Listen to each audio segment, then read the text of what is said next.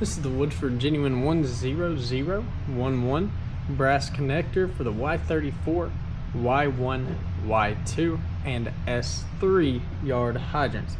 Now the connector is the piece that's going to connect the shorter clevis or extension rod to the big long plunger or activating rod that goes down into the ground that the plunger threads onto the end of.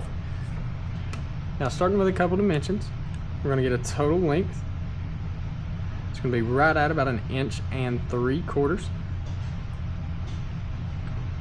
An outer diameter at the wider end. Now as you can see, there is a pretty large set of female or internal threads. An outer diameter is going to be right at 3/4 inches, maybe just a little bit above, right at about 5/8.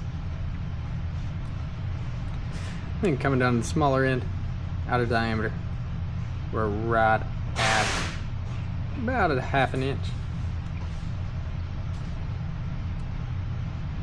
And once again, this is the Woodford Genuine 10011 brass connector.